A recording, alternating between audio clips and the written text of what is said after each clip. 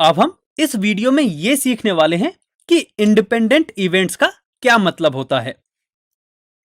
यदि दो events E and F इस प्रकार हैं कि किसी एक इवेंट के होने की प्रोबेबिलिटी पर दूसरे इवेंट के होने का कोई इफेक्ट ना पड़े, तब ये इवेंट्स इंडिपेंडेंट इवेंट्स कहलाते हैं। फॉर एग्जाम्पल, 52 प्लेइंग कार्ड्स के एक पैक में से एक कार्ड निकाला जाता है।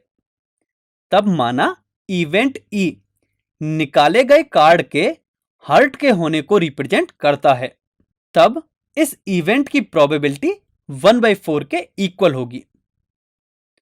अब माना एक और इवेंट एफ निकाले गए कार्ड के किंग होने को रिप्रेजेंट करता है, तब इस इवेंट की प्रोबेबिलिटी 1/13 के इक्वल होगी। अब यदि हम इवेंट ई एंड एफ की बात करें, मतलब निकाला गया कार्ड किंग ऑफ हर्ट है, तब इस इवेंट की प्रोबेबिलिटी हमें 1/52 के इक्वल मिलेगी। अब यदि हम probability of E by F find करें, तो यह हमें 1/4 के इक्वल मिलेगी, जो कि प्रोबेबिलिटी ऑफ ई के इक्वल ही है। इसी प्रकार जब हम probability of F by E find करते हैं, तो यह हमें 1/13 के इक्वल मिलती है, जो कि प्रोबेबिलिटी ऑफ एफ के इक्वल ही है।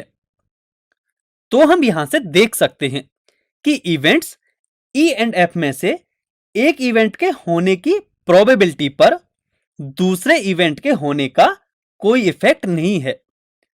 सो हम यहां से कह सकते हैं कि event E and F independent event कहलाते हैं यदि probability of F by E is equal to probability of F and probability of E by F is equal to probability of E हो, where probability of E and probability of F should not equal to 0।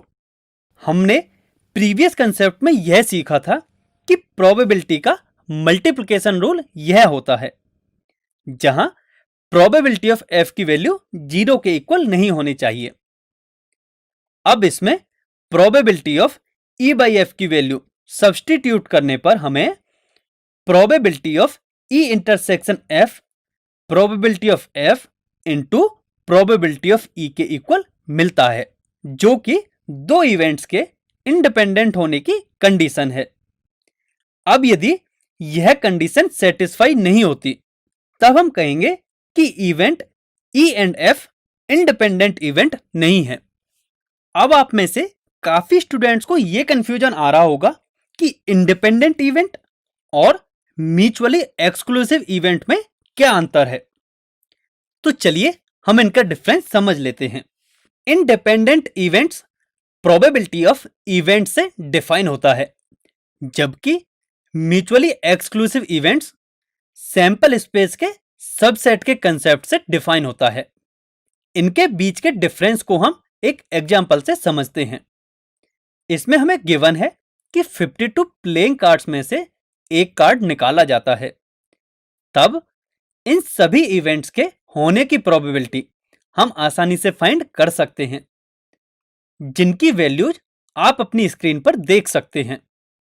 यहां आप देख सकते हैं कि probability of E intersection F की value probability of E into probability of F के equal है। सो हम कहेंगे कि E and F independent events हैं।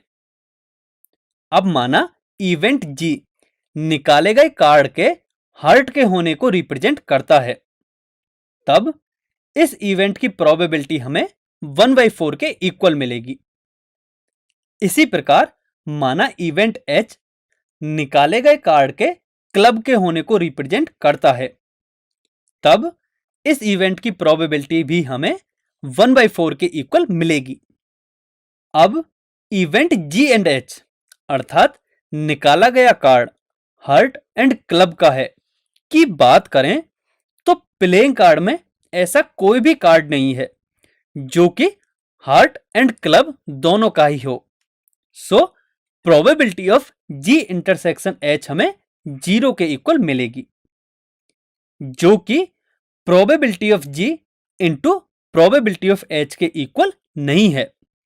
तो हम यहां से कह सकते हैं कि events G and H independent events ना होकर म्यूचुअली एक्सक्लूसिव इवेंट्स हैं।